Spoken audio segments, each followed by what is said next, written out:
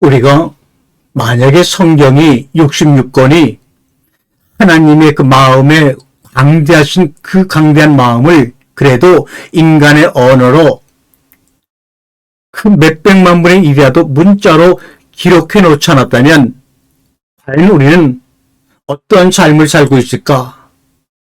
우리가 하나님에 대해, 예수님에 대해 그나마 아는 것조차도 알지 못하고 살아가지 않았을까라는 생각을 합니다.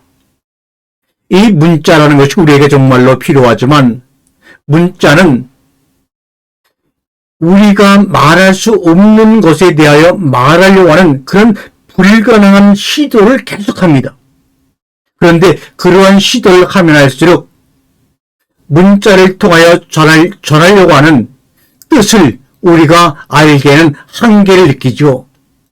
우리가 원문의 성경을 번역하게 되면 사실은 그 원문 성경을 통하여 우리에게 말씀하시고자 하는 하나님의 그 마음과 경륜을 제가 볼 때는 10분의 1, 100분의 1도 번역으로 담아낼 수 없습니다. 그것은 모든 번역가들의 공통된 고백입니다. 그렇다면 번역의 성경을 보면서 우리가 묵상하고 믿음의 생활하는데 우리가 겸손하지 아니하면 그 번역을 통하여 많은 90% 이상의 그 경륜, 하나님의 마음을 놓쳐버리고 있다는 생각을 우리는 하면서 늘 무릎을 꿇고 굴지 않고 문자를 통하여 말할 수 없는 그 내용들을 알려고 하는 성령의 감동을 늘 구해야 합니다. 이 문자라고 하는 것은 말하려고 하는 그 말하고 싶은 것에 대한 불가능한 시도를 계속한다고 우리가 얘기를 드렸지만 그러나 우리가 보는 그림들은요. 말할 수 없는 것에 대해서는 침묵하며 그저 보여줄 뿐입니다. 그러면 그려진 그림을 보면서 그 앞에 서 있는 사람마다 다 다르게 자기 환경과 처지에 맞게 볼 수 있는 것을 보고 깨달음을 얻고 감격을 하기도 하고 슬픔에 젖어 그 앞에 서 있기도 합니다. 여러분, 한번 성경을 기록된 히브리어나 영어나 한글 성경 문자에 구속되지 말고 문자에 갇히지 말고 한번 상상을 해보시기 바랍니다. 그림으로 그려보시기 바랍니다. 선과 악의 알매 나무를 창세기 2장 11절에 선과 악의 알매 나무를 너희는 먹지 말라 이렇게 말씀하셨던 창세기 2장 17절의 그 모습 선악의 알매 나무를 한번 여러분 문자로 해석하려고 하고 이해하려고 하지 말고 풀이하려고 하지 말고 그냥 한번 마음속에 그려지는 대로 한번 보세요. 아마 낯설게 느껴질 거예요. 선악의 지식의 나무를 우리가 어느 날 그려봄으로 낯설게 보았을 때, 또 낯설게 보였을 때, 남이 말한 교리 이런 것을 인해서 선악의 알매 나무가 우리는 너무나 익숙하고 다 아는 것 같다는 착각 속에 붙잡혀 있어요. 그러므로 선악의 알매 나무를 통해서 하나님이 우리에게 말씀하시려고 하는 것을 완전히 다 우리는 오해해버리고 말았어요. 선악의 알매 나무를 어느 날 낯설게 보았을 때, 보였을 때 나온 그 감탄과 경의, 그것은 마치 텅 빈 눈 한 쌍이 나를 응시하는 것 같지 않나요? 기묘하고 아름다운 선악의 알매 지식의 나무의 내부를 여러분 깊숙이 직시하고 응시하게 되면 어떤 일이 벌어지는지 교리적으로 우리가 알고 있던 그 나무라고 생각할까요?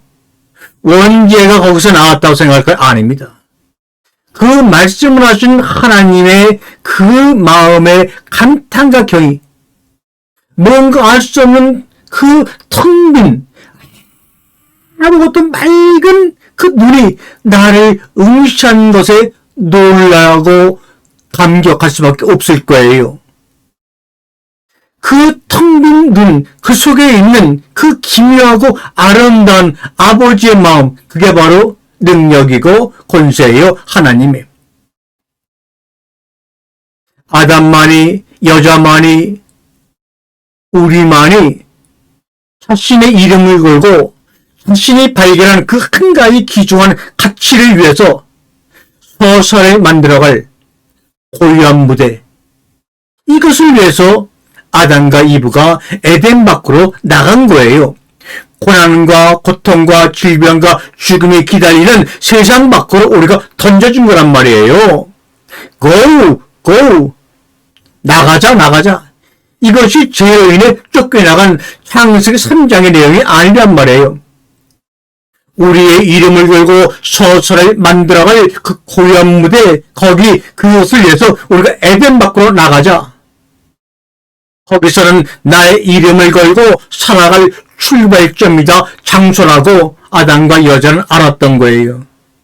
그 창세기 3장의 깊은 의미를 알게 되면 우리도 우리의 이름을 걸고 우리의 인생의 서서히 만들어갈 그 장소를 향해 지금 우리가 모든 것을 내려놓고 출발할 수 있어요. 그게 바로 소명, 콜링이며 사명을 가진 사명자의 삶이에요. 태초에 하나님이 우주를 창조하셨다.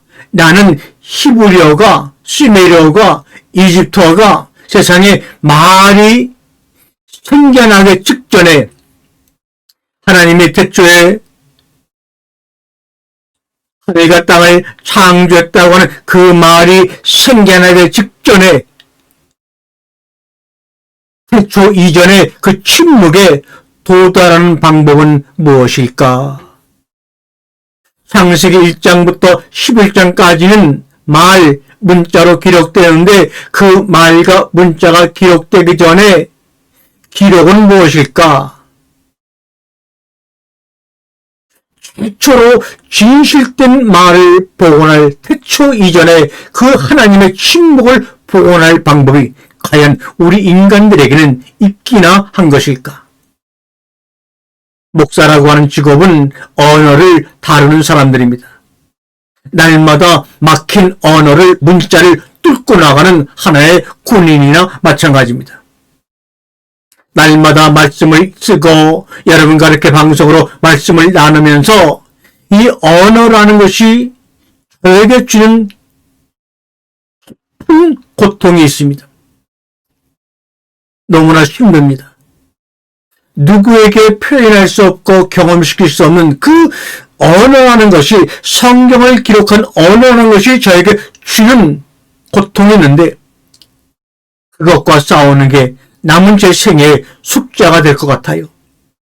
언어가 주는 고통과 싸우는 것, 최초의 말이 지닌 그 순수성을 회복하기 위한 최소한의 방법은 무엇일까 날마다 고민하는 것이 바로 저의 사명입니다.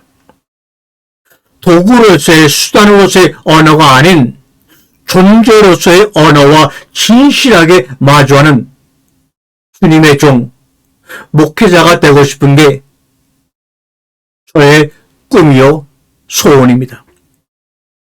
어제까지는 그제까지는 연습이었고 오늘이 출발의 날이다. 지금 이렇게 생각하며 여러분과 마주 앉아 방송을 합니다.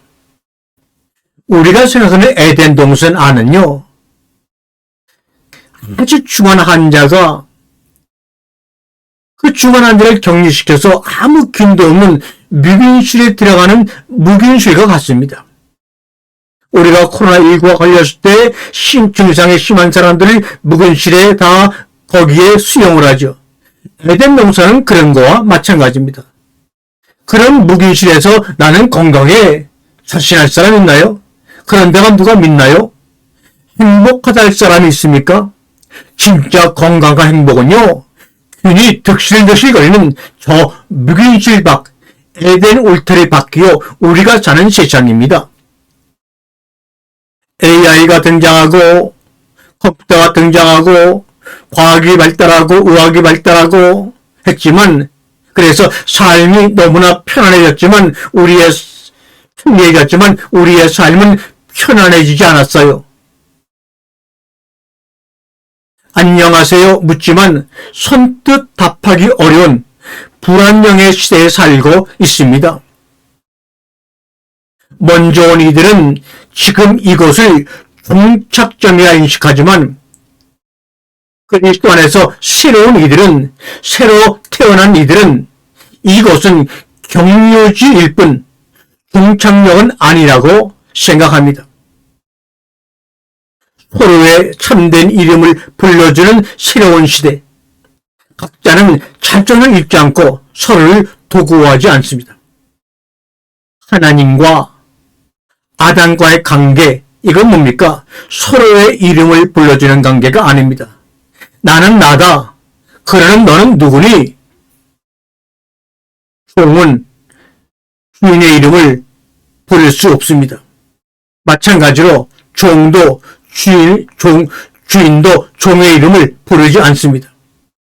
그런데 그랬던 관계가 서로 이름을 불러주는 관계가 아니었던 하나님과 아담의 관계가, 하나님과 나의 관계가 어느 날 예수 그리스도의 은혜와 십자가의 죽음을 통하여 부활의 열매로 서로가 이름을 불러주기 시작했을 때 비로소 서로가 서로에게 다가가 의미 있는 관계로 발전합니다.